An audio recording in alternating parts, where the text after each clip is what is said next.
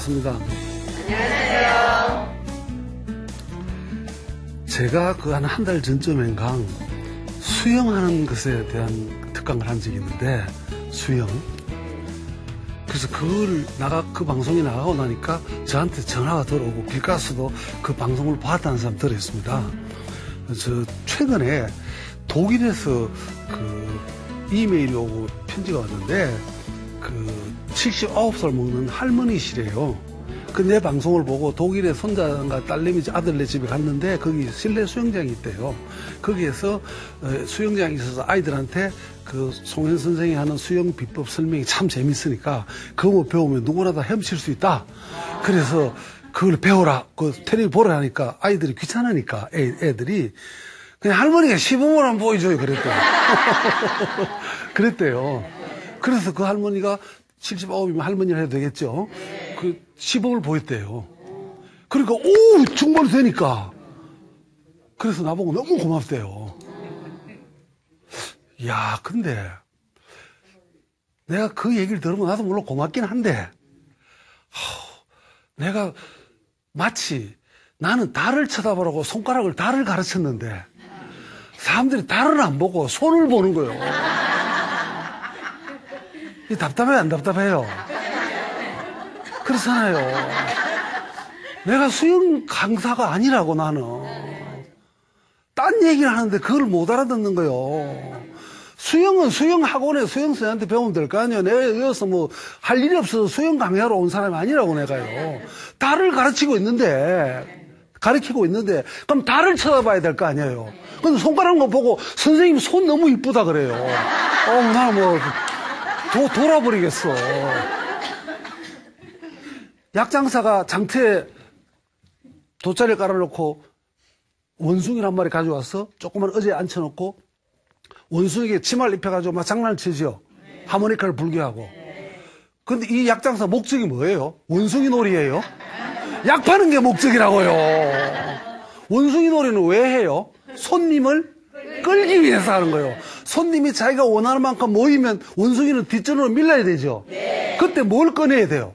그렇지, 약을 꺼내는 거예요.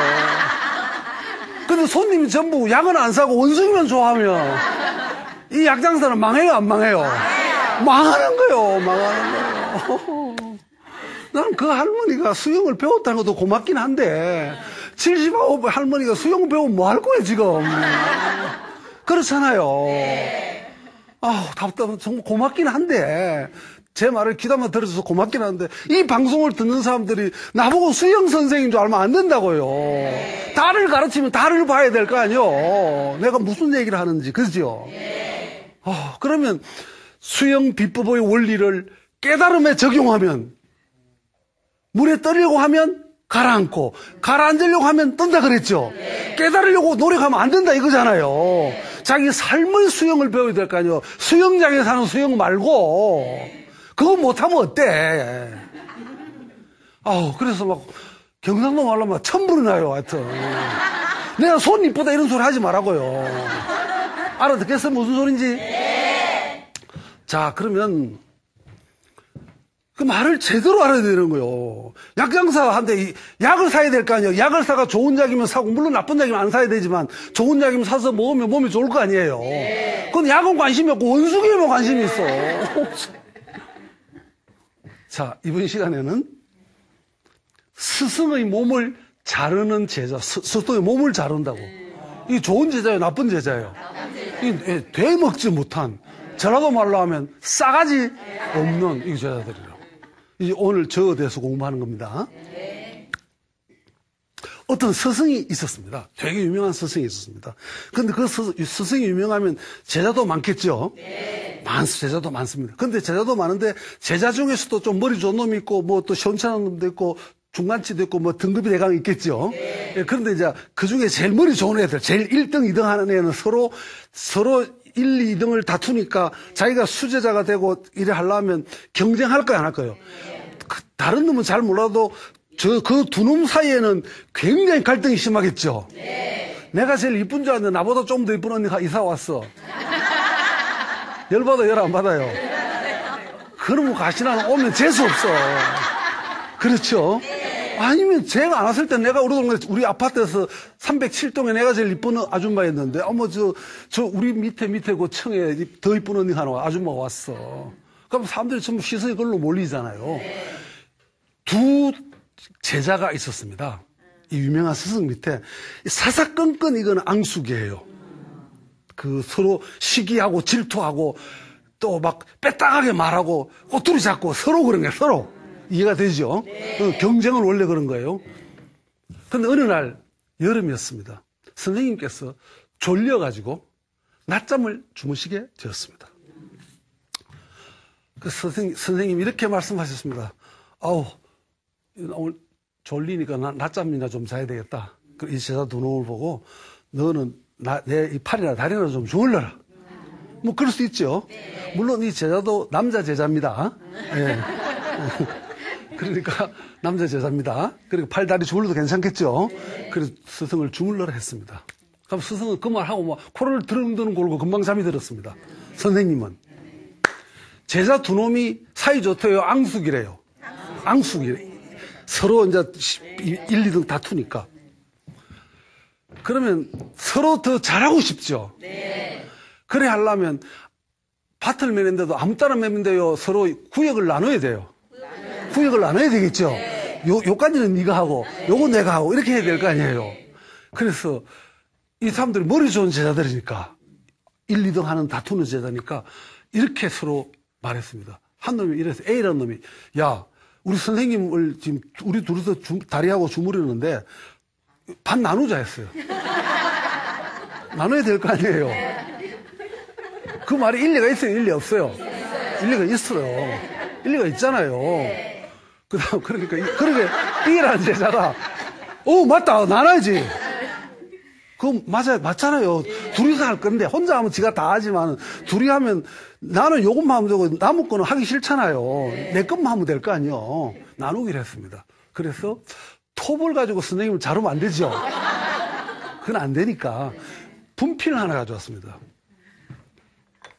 분필 가지고 선생님 요 머리 이마 이렇게 주무시는데 분필로 자를 삐뚤삐뚤하게 되면 공평해요? 안 공평해요? 안 공평해요. 왼쪽으로 많이 그으면 저쪽이 이익이죠. 이쪽이 영역이 좁아지죠. 그거 손해라고. 그러니까 최대한 할 수 있는 데까지 정확해야 돼요? 안 정확해야 돼요? 정확하게 자를 딱 갖다 대고 쫙 그었습니다. 껐는데 벌벌 떨면 돼야 안 돼요 또. 그럼 삐뚤하면 안 되죠. 쫙 이놈이 껐는데 옆에 놈은 이것도 잘못 껐나 싶어서 지켜봐야 되죠. 이거 딱 지켜봐야죠. 칼같이 정확히 껐습니다. 딱 선생님 이제 두동공 났습니다. 근데 선생님은 지금 코를 골고 주무시니까 자기 몸이 두동공이 난 줄 알아요 몰라요? 선생님은 또 모르죠.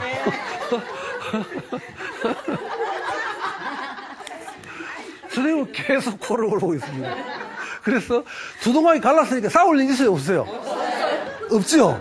우리도 지금 남북한이 딱 갈라놓으니까 그 38선으로 딱 갈라놨잖아요. 그래 그거 큰 싸움은 아직 없잖아요. 서로 이러고 있지 지금. 큰 건 없다고요. 그거 딱 갈라놨으니까. 안 갈라놨으면 왔다 갔다 하면 복잡하겠죠. 네. 그래서 이제 갈라놨으니까 그거 넘어가지 않으면 되죠. 그래서 이제 아주 사이좋게 이놈은 A는 이쪽을 왼쪽을 하고 또 B는 오른쪽으로 맡아가지고 잘 다리하고 팔을 주물렀습니다. 근데 한참 주무르고 있는데 선생님이 잠결에 오른쪽 다리를 왼쪽 다리 위에 떠올렸습니다.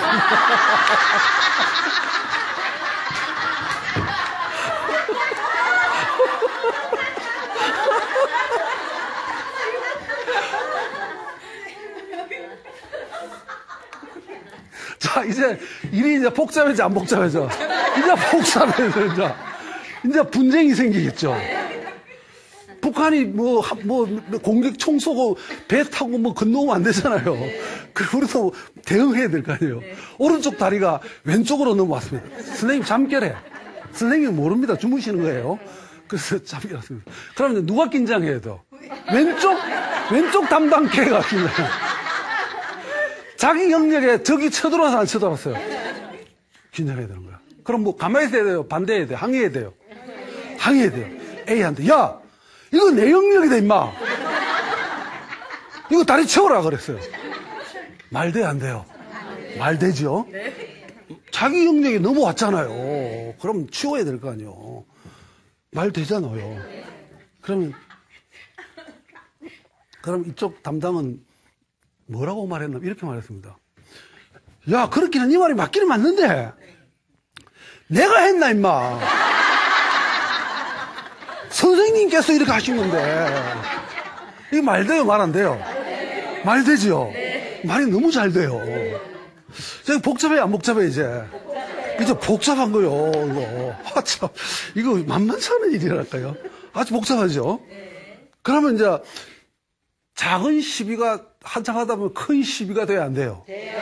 작은 싸움이 큰 싸움이 되죠? 나중에 잘못하면 치고받고 해야 안 해요? 그러다 보면 경찰서 가요, 안 가요? 그러다 보면 손해보상 재판 소송하고 일이 벌어져, 안 벌어져요? 벌어지는 거예요.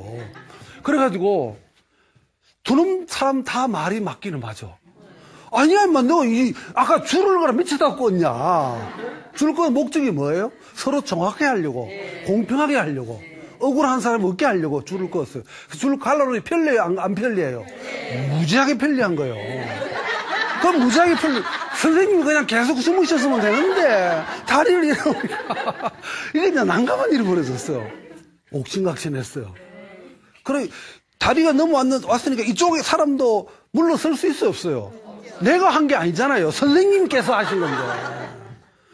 그렇지만 또 이쪽 입장은 내 영역에 쳐들어왔잖아요. 치워야 될 거 아니에요. 걸거친다고, 거추장스럽다고. 자, 이러면 옥신각신 싸웠습니다. 이제 멱살 잡고 싸웠습니다. 그래, 주위가 좀 소란해요, 안 소란해요? 소란하겠죠. 그럼 선생님께서 잠이 깰까, 안 깰까? 깨시겠죠. 선생님께서, 처음에는 잠을 잘 잤는데, 잠결에 주위가 소란한 거예요. 그래서 잠이 깼어. 와, 왜 이리 시끄럽나, 임마! 그러니까, 제자들이 두 놈이 마치 입을 맞춘 것처럼 이렇게 말했습니다. 선생님, 이 문제는 선생님과는 아무 상관이 없습니다. 저희들 문제이기 때문에 저희들이 해결할 문제입니다. 계속 주무십시오. 그 말 돼요, 말 안 돼요? 말 되죠? 그 말 되는 거예요. 자.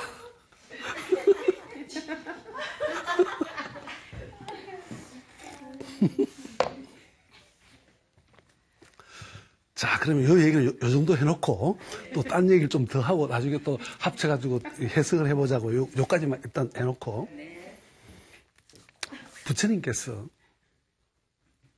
6년 고행을 하셨는데 어느 날 깨닫기 직전의 어느 날 숲에 지쳐서 앉아 계시고 있는데 숲속에 이쁜 언니들이 가야금을 검은고 악기를 연주를 하면서 노래를 부르고 있습니다. 노래를 유혹하려고 한 거 아닙니다. 그냥 노래 부르는 겁니다. 목적이 서로 다릅니다. 유혹할 언니가 따로 있고 노래하는 언니하고 별개의 일이에요. 달라요. 이 언니들은 유혹하는 언니가 아니에요. 또 부처님을 유혹하는 언니는 나중에 또 나와요. 이 언니는 가야금을 타면서 검은고는 가야금 이런 악기가 있겠죠. 인도에도 그런 걸 타면서 노래 가사가 이렇습니다. 이게 중요한 겁니다. 노래 가사가 검은고라 치고 악기를 검은고의 줄 너무 느슨하면 소리가 잘 나요, 안 나요? 안 나요. 너무 팽팽해도 돼요, 안 돼요? 적당해야 알맞아야 돼요. 그 노래 가사가 그런 내용이었습니다. 너무 팽팽해도 안 되고 소리가 잘 안 나고 너무 느슨해도 안 난다. 이런 노래 가사를 가지고 그 이쁜 언니들이 노래를 부르고 춤을 추고 그래요. 부처님께서 그 소리를 듣고 아! 하고 크게 하나 깨달았습니다. 뭘 깨달았는가? 나는 여태까지 진리가 무엇인가? 깨달음이 무엇인가? 무엇이 가장 최상의 지혜인가? 이런 걸 알기 위해서 노력을 했어요. 그러기 위해서 쾌락도 버리고 극단적인 자기 금욕하고 또 금식, 단식도 하고 이렇게 별 고생을 잠도 안 자고 아주 양극을 다 해봤습니다. 궁전 안에 있을 때는 부처님이 집을 나갈까봐 아버지께서 합법적으로 궁전을 철저히 지어주시고 이쁜 언니들도 다 그 속에 버글버글 했습니다. 그래서 세속적인 누릴 수 있는 쾌락이나 즐거움은 이미 궁전 안에 있을 때 부처님께서는 다 졸업하셨습니다. 다 졸업한 분입니다. 그래서 우리가 순수하다고 순진한 거하고를 구별을 확실히 해야 됩니다. 순진한 것은 더러운 물 속에 아직 안 들어간 것이 순진하다고 합니다. 어린애들은 순진합니다. 아직 세파에 때 묻었어요? 안 때 묻었어요? 그래서 아직 흙탕물 속에 안 들어간 거예요. 한 번도. 그건 순진한 겁니다. 그 다음 순수한 거는 뭐냐면 흙탕물 속에 들어갔다 나와도 때 묻지 않은 거. 그걸 순수한 거예요. 다릅니다. 예, 부처님께서는 세속적인 온갖 쾌락이나 욕망 이거 다 해봤습니다. 왕자니까. 그렇잖아요. 다 해봤는데도 거기 물들었어요? 안 물들었어요? 순수한 분입니다. 이분은. 다릅니다. 자, 그래서 이제 양쪽을 다 경험했다 이 말입니다. 부처님은. 어느 한쪽만 한 게 아니에요. 이걸 잘 알아들어야 됩니다. 양쪽 다 경험한 분입니다. 이쪽 극단과 저쪽 극단을 다 경험한 사람입니다. 그랬는데 이쁜 언니들이 검은고를 켜면서 악기를 뜯으면서 노래하는 가사가 줄이 너무 느슨해도 안 되고 너무 팽팽해도 안 된다. 이걸 듣고 아하 하고 알았습니다. 야, 그렇구나. 그렇다면 지나치게 고행 이거 도움이 될까 안 될까? 안 된다는 얘기예요. 너무 쾌락에 치우쳐도 돼야 안 돼요? 안 된다는 거야. 그럼 어떻게 해야 돼요? 중간. 그 적당한 가운데.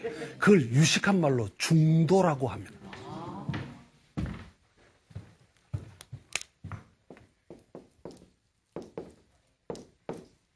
중도.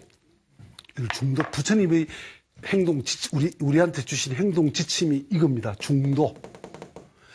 이명박 정권이 들어서고 나서 표방한 것이 중도입니다. 무엇의 중도인가? 우리나라의 편의상 좌파, 우파 이래 나누면 김일성 북한 쪽이 좋다 이런 사람 있어요 없어요? 많아요 지금. 많이 있어요. 말하는 사람도 있고 속으로 그런 사람도 있고 많아. 두 파로 갈라져 있어. 양쪽입니다. 그래서 이명박 대통령께서는 중도 이걸 지향했습니다. 이거 참 멋있어요 안 멋있어요? 멋있어요. 이 부처님 생각하고 맞아요 안 맞아요? 맞는 거예요. 근데 그까지는 좋은데 저 중도의 해석을 잘못하면 맨 끝에 이제 또라이 짓을 한다 이거예요. 저 해석을 잘못하면 많은 사람들이 이 중도를 얼핏 해석하는 건 할 줄 아는데 얼핏 해석하는 거는 근데 제대로 해석한 사람이 의외로 적다고 저는 생각합니다. 자, 중도란 무엇이 중도인가? 이쪽 극단이 있고 이게 좌, 이게 우, 이게 명, 밝은 거면 이게 암, 어둠, 밝은 거 어둠, 이게 골짜기면 이거는 봉우리, 이게 낮이면 이거는 밤, 이게 남자면 이건 여자. 이 다 대칭돼야 안 돼요? 대칭이 되죠? 이 중간이 중간. 이게 중간입니다. 밝고 어두움의 중간, 골짜기와 봉우리의 중간, 이 중간을 말합니다. 근데 요 중간을 얼핏 말하면 이건 위치입니다. 위치. 이 어려운 말 하고 있습니다. 지금 잘 들으세요. 위치입니다. 위치. 중간에 이 중도의 위치가 요것하고 요 가운데 요거 위치예요. 위치. 위치입니다. 위치. 자리, 어느 위치. 요 한가운데 여기 가운데입니다. 요거 위치예요. 위치. 자, 많은 사람이 요까지 요렇게 생각합니다. 요까지만 많은 중도라면 요까지만 알고 있습니다. 근데 이어서 한 단계 더 높아야 돼요. 내가 수영 설명하면, 수영 그것도 물론 공짜로 배우지만, 삶의 수영법을 배워야 될 거 아니에요. 사는데 어떻게 하면 그 수영의 진리가 말하는 그걸 알아듣고, 자기 삶에서 이 혼탁한 세상, 이 무명 속을 헤엄쳐 다녀야 될 거 아니에요. 수영장 안에만 돌아다니는 게 아니라. 그래야 될 거 아니에요. 자, 그러면 이 중간인데 많은 사람이 중도를 중간으로만 인식하고 있습니다. 이게 안 된다, 틀렸다는 겁니다. 이건 한국 불교 중에서도 많은 불교 학자들도 이렇게 생각하는 사람이 의외로 많습니다. 부처님께서 말씀하신 뜻은 어디 있는가 하면 중간이긴 한데 겉으로는 내가 수영 얘기하는 거 맞기도 맞아야 안 돼. 그대로 하면 수영돼요, 안 돼요? 된다고 그대로 하면. 근데 내 손이 이쁘긴 해. 그래도 손 이쁘다 그거 필요 없어, 그런 거. 내가 말하는 진리를 알아들어야 되잖아요. 손을 알 게 아니라. 그러면 이 중도로, 부처님께서 말씀하신 중도란 말은 중간 위치가 아니고 상태라고, 상태. 위치는 고정됐어요, 안 고정됐어요? 위치는 불변입니다. 여기 점을 딱 찍으면 안 움직이죠? 여기 찍어도 안 움직이죠? 이거는 불변, 변하지 않는 겁니다. 상태는 움직여요, 안 움직여요? 변합니다. 더웠다가 에어컨 끄면 식었다가 또 끄면 또 더웠다가 바람 들어왔다가 비 왔다가 말았다가 변해요, 안 변해요? 중도를 상태로 해석해야 합니다.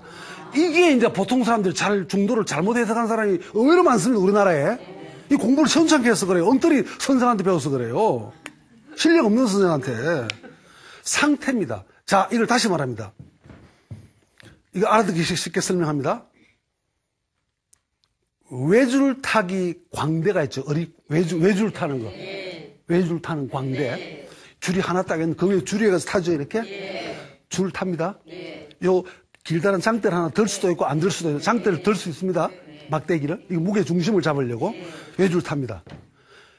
이 외줄을 타는데 이 광대가 한가운데만 똑바로 가면 떨어질까 안 떨어질까? 자, 다시. 이 광대가 외줄 위로 똑바로 가면 떨어질까 안 떨어질까? 떨어집니다. 똑바로 갈 수 없습니다. 줄이 흔들흔들해야 안 해요. 흔들흔들 줄이 약간 흘른들합니다. 줄입니다. 약간 출렁출렁합니다. 출렁출렁이 변화예요, 변화 아니에요? 변화하니까 지가 아무리 잘해도 이 줄이 출렁출렁하니까 이거는 영향을 받아야 안 받아요? 자, 이 광대도 중도를 걸어야 되죠. 중도. 안 움직이고 한가운데만 걸어가면 떨어집니다. 갈 수가 없습니다. 그러니까 한가운데 중도를 중간으로 생각하고 위치로 생각하는 사람은 떨어진다는 뜻입니다. 실패한다는 뜻입니다. 그럼 어떻게 해야 되는가 하면 가다 보면 오른쪽으로 몸이 약간 기울 수가 있죠. 그때는 무게중심을 빨리 왼쪽으로 옮겨야죠. 그러고 또 이제 다시 또 바로 잡아서 또 가는 거예요. 그러니까 이번에는 또 왼쪽으로 몸이 기울어. 그럼 이 막대기를 오른쪽으로 해서 무게중심으로 이쪽으로 기울어서 바로 잡아야 되죠. 이걸 계속 반복하면서 나아가야 돼요. 그럼 끝까지 갈 수 있죠. 자, 이게 무슨 소린가 하면 우리 이명박 정권에서는 중도 표방했으니까 가만히 있겠다가 아무것도 어느 쪽 편도 들지 않고 가만히 있겠다는 식이었습니다. 이렇게 나라를 더 복잡하게 만들어놨어요. 사실은 벌써 망했어야 되는데 아직 안 망하고 있는 겁니다. 벌써 떨어져야 되는데 안 떨어지고 있는 거라고. 그럼 무슨 소린가 하면 저 끝까지 중도로 가려 하면 때에 따라서는 왼쪽으로 몸이 기울어지면 빨리 그때는 어느 쪽으로 몸을 이동해야 돼요. 오른쪽으로 무게중심을 옮겨야 되고 또 그래 다시 서면 이렇게 가다가 또 왼쪽으로 넘어지면 또 오른쪽으로 하고 오른쪽으로 넘어지면 왼쪽으로 하고 이걸 그때 상황에 따라서 반복하면서 가야 되죠. 그래 끝까지 가는 거예요. 이해합니까?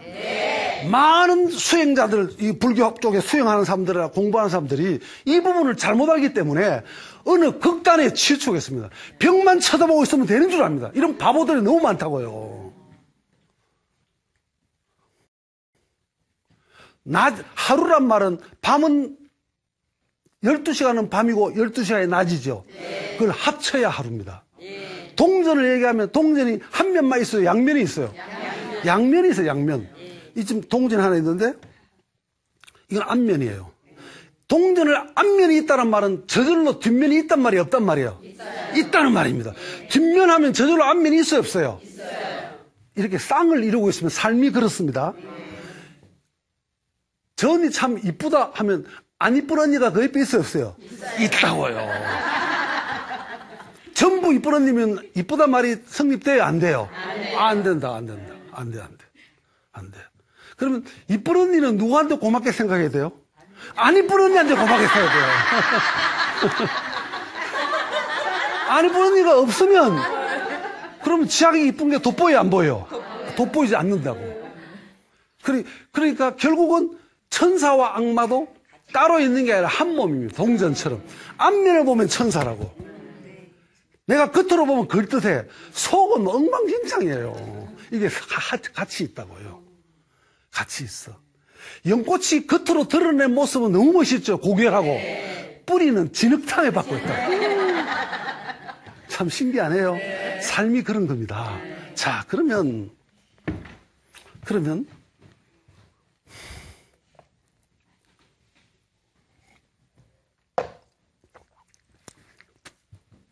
우리의 삶에서도 이 중도의, 부처님께서 우리한테 일깨워 주신 중도의 그 방법, 생각, 사상, 이걸 잘 적용해야 합니다. 부모가 자식한테 가르칠 때 많은 사람들은 회초리하고 몽둥이를 구별할 줄 모르는 바보들이 너무 많습니다. 여러분, 회초리와 몽둥이가 같은 겁니까? 그 중에 하나는 폭력하는 겁니다. 그게 어느 거예요? 회초리입니까? 몽둥이입니까? 몽둥이입니다. 우리는 회초리라는 독립 고유 명사가 우리말에 있습니다. 그 회나무 그 가지를 가지고 만든 회초리, 교육용 그거는 교육 도구라고요. 폭력하는 게 아니에요. 회초리 맞아 죽은 놈 한 놈도 없어요. 그 말 알겠어요? 네. 나는 어릴 때 내가 수없이 이 얘기를 여러 번 우리 엄마한테 뭐 매일 회초리 맞았어요. 뭐 공부 못한다고 맞고, 약속 안 지킨다고 맞고, 뭐 깨끗이 안 씻는다고 맞고, 늦잠 잔다고 맞고, 뭐 맨날 맞았어요, 하여튼. 근데 한 번도 다치진 않았어요. 아무데도 부러지지도 않았어. 커서 보니까, 어머, 나 같은 사람은 우리 엄마가 회초리로 나를 안 때렸으면 사람 안 됐을 것 같아. 그게 고마워요, 안 고마워요? 고맙다고요. 근데 만약에 우리 엄마가 회초리 안 하고 잠재깨비가 때렸으면 그럼 가출했겠죠. 그건 폭력이잖아요. 그러면 많은 순진한 부모들은 자식한테 한없이 사랑만 쏟는 것이 장땡인 줄 알아요. 이건 애 새끼를 망치는 겁니다. 안 돼요. 안 됩니다. 필요할 때는 안아주고, 또 필요할 때는 회초리로 때리든지, 회초리 때리는 게 뭐 마음에 걸린다면 말로 강하게, 냉정하게 나무려야 됩니다. 꾸짖어야 됩니다. 이 둘 안 하면 안 되는 겁니다. 한짝만 하면 그게 뭔가 모자라는 사람들 생각입니다. 내가 결혼 상담, 이혼 상담을 전에 많이 했었는데 사람들이 이렇게 말하는 사람이 있습니다. 우리 부부는 한 번도 안 싸워봤대. 그걸 자랑으로 알고 있어. 나는 그 말 대놓고 참 말할 수는 없죠. 나 정도는 말 함부로 하면 욕먹겠죠. 속으로, 야, 이런 또라이가 다 있냐. 그건 사랑 안 한다는 뜻이잖아요. 그렇잖아요. 남편을 진심으로 사랑하면 살다 보면 천불 날 일이 있어요, 없어요? 있잖아요. 마누라를 진정으로 사랑하면 저는 옆에 내 아마 죽이고 싶어. 그런 마음이 있어요, 없어요? 그게 사랑하니 그런 거란 말이에요. 그런데 옆집 아줌마가 돌아다니는 거로 말거나 내가 화나요? 화 안 나요? 화 안 나요. 내 마누라가 싸돌아다니면 화나요? 화 안 나요? 근데 저쪽 말고 교대 앞에 그 문방구 집안 아줌마가 돌아다니면 내가 화나요? 화 안 나요?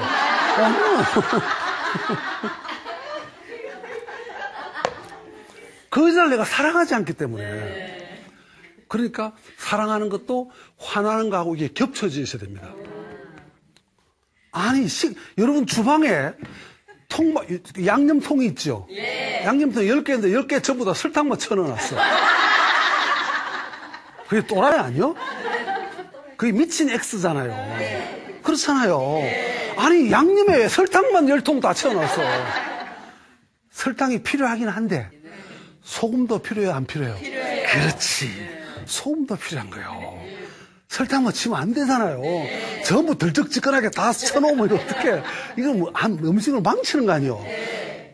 어떨 때는 설탕을 쳐야 하고 어떨 때는 설탕을 안 쳐야 한다고. 그죠? 이걸 조화롭게 할 줄 알아. 그게 제대로 살림 사는 여자겠죠? 그런 거 할 줄 모르면 산토끼 언니겠죠?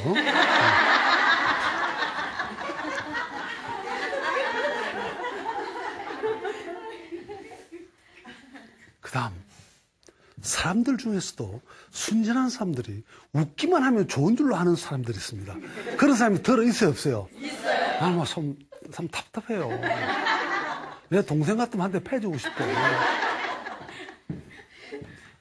웃음은 분노할 줄 아는 것과 쌍을 이루고 있어야 합니다. 분노할 줄 모르고 웃기만 하면 이거 나사가 풀렸거나 또라이거나 뭐 모자라는 인간이에요. 그렇잖아요. 시민운동하는 우리나라 유명한 학자가 있는데 어느 대학 나중에 총장도 했는데 총장 심야토론 이런 데 자주 나와가지고 연사로 나오고 했는데 계속 희죽희죽 웃고 있어 표정이.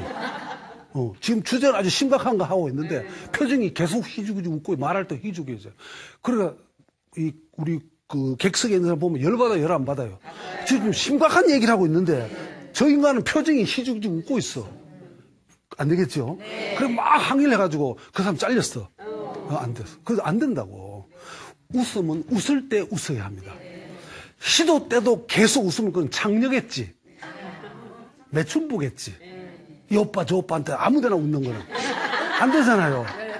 자기가 마음에 드는 오빠한테만 웃어야 되잖아요. 그러죠? 남편 올 때 웃어야 되잖아요. 그럼 옆집 아저씨 올 때도 웃는데 이거 안 됩니다. 그거 안 돼요, 안 돼. 그죠? 안 되는 거예요. 그래서 삶의 이 쌍을 이루고 쌍을. 자, 그러면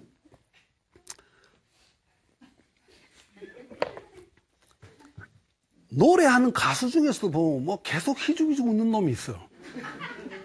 안 돼요. 가령 우리가 백화점을 꼭 내 비난할 생각은 없는데 뭐 예를 얼핏 떠오르는 얘가 그 아가씨들이 친절해요. 그 물건 사면 친절하게 답변해줘요. 근데 물어보고 안 사고 가면 이 태도가 확 달라져 안 달라져? 달라져요. 그럼 아까 친절한 게 진정성이 있어요 없어요? 없는 거야. 아니라고. 그 진짜 아니에요. 그러니까 이 인간이 진정한 미소 이거 뒤에는 분노가 있어야 돼요.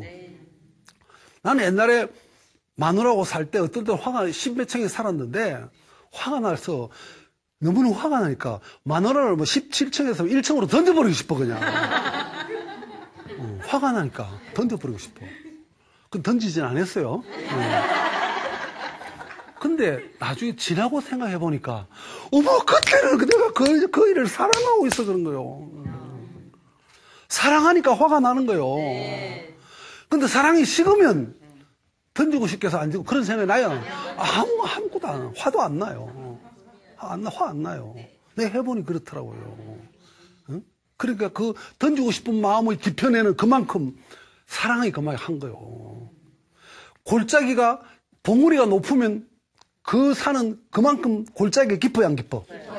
나무가 지상에 5m 키가 자라려면 뿌리가 땅 속에 5m 또 있어야 돼. 그래야 되는 겁니다. 예, 이 쌍을 이루고 있어야 합니다. 쌍을 이루고 하기 때문에 부처님께서는 그걸 이미 다 양쪽 다 경험했기 때문에 중도는 이 가운데를 똑바로 얼핏 들으면 똑바로 가는 건 맞습니다. 근데 실제 갈라 하면 똑바로 가져요, 안 가져요? 안 가집니다. 어떨 때는 오른쪽으로 비틀거리기도 하고 어떨 때는 왼쪽으로 비틀기도 한다 이 말입니다. 그걸 부처님은 알고 저렇게 우리한테 가르쳐 준 겁니다. 정말 지혜로워요, 안 지혜로워요? 또라이 성직자들은 부처님처럼 안 가르치고 저거는 하면 절대 안 된다. 이거는 하면 안 된다. 이런 게 많아요, 안 많아요? 그게 모자라는 성직자들입니다. 그거 어쩔 수가 없다니까요. 그렇잖아요. 설탕 맞추면 돼야 안 된다 했잖아요. 음식 맛이 안 된다 했잖아요. 필요하면 소금도 넣어야 되는 거예요, 짠 게. 소금 하나만 넣으면 안 되겠지만, 그죠? 그것처럼 양면이 다 있어야 되는 겁니다. 부처님은 그걸 이미 2600년 전에 깨닫고 저 얘기를 하신 겁니다. 자, 그러면 삶이란 것은 아까 첫 번째 저 스승의 몸을 똑같이 공평하게 자른 그 또라이 제자들은 전체를 봤습니까? 분리했어요. 분리했잖아요. 나눴잖아요. 스승의 몸을 분리했다고 두 동강으로. 자르면 돼요, 안 돼요? 안 되는 거야. 합쳐야 돼요. 전체로 봐야 돼요. 물론 제가 아까 한 그건 뭐 얘기로 한 거지 실제 저렇게 또라이 같은 놈은 없겠죠. 그러니까 그 얘기를 하려니까 누가 만든 얘기, 나도 책에서 본 얘기, 내가 지어낸 얘기는 아닙니다. 책에서 본 얘기인데 그래서 아하 이거 전체를 같이 봐야 됩니다. 그래 하려니까 경우에 따라서는 오른쪽으로 비틀거리는 것 잡아가둬야 돼요. 봐줘야 돼요. 봐줘야 됩니다. 여러분 아이들이 어떤 순간에 왼쪽으로 비틀거렸어. 봐줘야 돼요. 왼쪽으로 비틀거렸을 때 몸을 오른쪽으로 해서 다시 일어서면 되죠. 그래서 또 바로 가는 거예요. 이렇게 계속 가다가 또 이번에 오른쪽으로 약간 비틀거려서 넘어져. 그럼 빨리 추스리고 왼쪽으로 몸을 해서 무게중심을 바로 세워서 또 가면 되죠. 이렇게 계속 가는 게 삶입니다. 그런데 멍청하고 한심하고 편협한 인간들은 이쪽은 옳고 이쪽은 나쁘다 이렇게 이분법으로 가르는 겁니다. 그런 인간들은 스승의 몸을 두동강 내는 그 또라이 제자와 같아요 안 같아요? 같은 제자들 같은 인간들이에요. 다 포용해야 합니다. 응?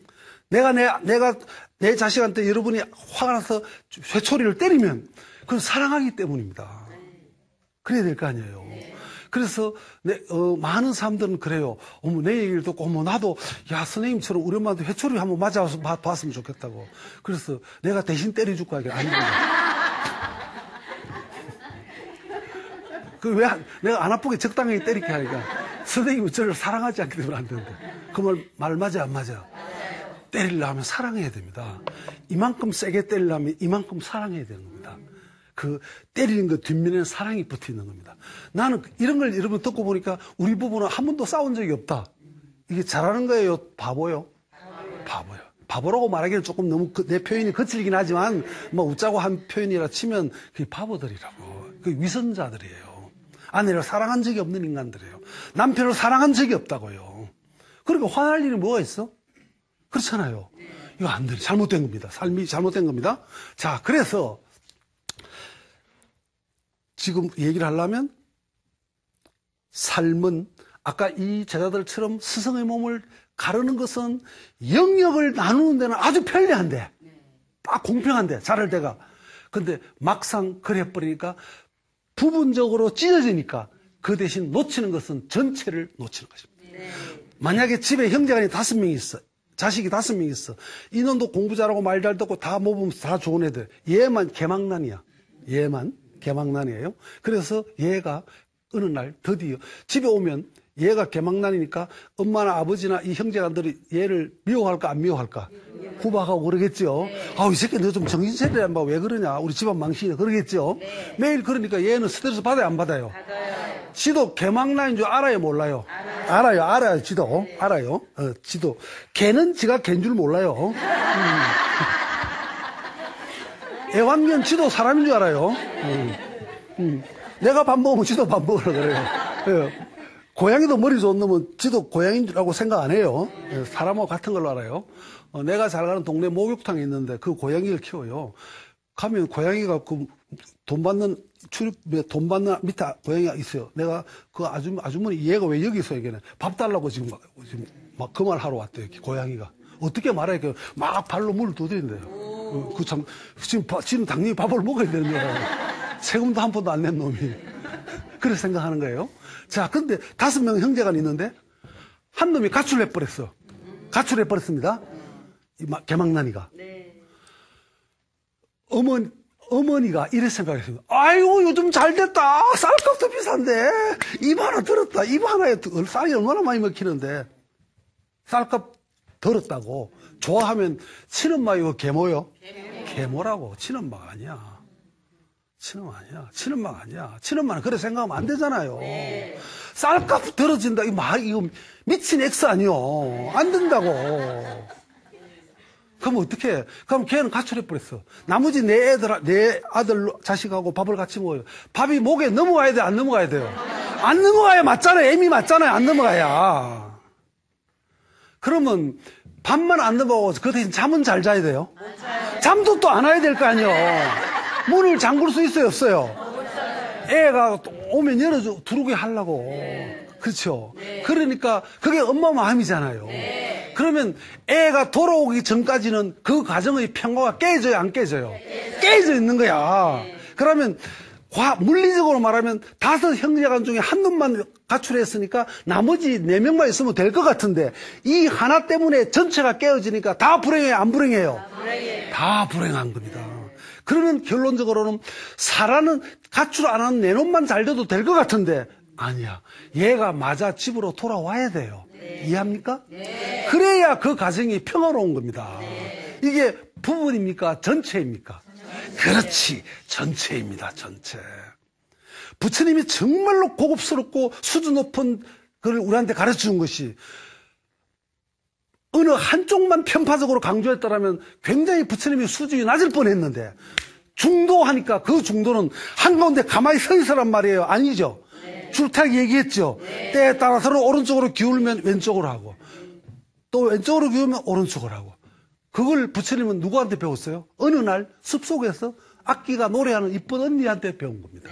그렇죠? 악기의 줄이 팽팽하면 제 소리가 안 나오고 느슨해도 안 나온다. 적당해야 되는 거예요. 아, 이게 부처님의 지혜입니다. 참 놀랍죠? 부처님이 그때 2600년 전입니다, 이거. 나는 젊을 때 이런 걸 보면서 막, 어떻게 이런 생각하고 이런 훌륭한 생각을 하고 막 전율했습니다. 그러니까 우리의 삶에서도 우리가 앞으로 살아가면서 스승을 다리를 주물릴 때 가운데 자르는 그런 바보짓을 하지 마라 이 말이에요. 그러면 분리되면 전체가 깨어지기 때문에 안 된다. 또 애가 하나 가출하면 돌아와야지.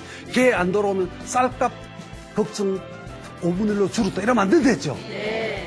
왜? 나머지 가족들이 하루도 편할 날이 없어요. 그 하나 때문에. 그래서 마지막 하나까지 그 개망난인 자식까지도 감싸야 돼요. 감싸지 않아야 돼요. 감싸고 껴안아야 되는 겁니다. 그래서 여러분이 아이를 키우거나 사랑하거나 일을 하거나 할 때도 이런 부처님의 기본적인 생각을 우리 삶 속에 잘 적응하면 죽고 나서 극락하는 사람도 좋지만 여기가 불국정토가 되면 더 좋겠죠. 여기 불국정토에 살다가 또 죽으면 또 극락하면 또 되잖아요. 그렇게 하시라고. 정말 이해합니까? 마치겠습니다.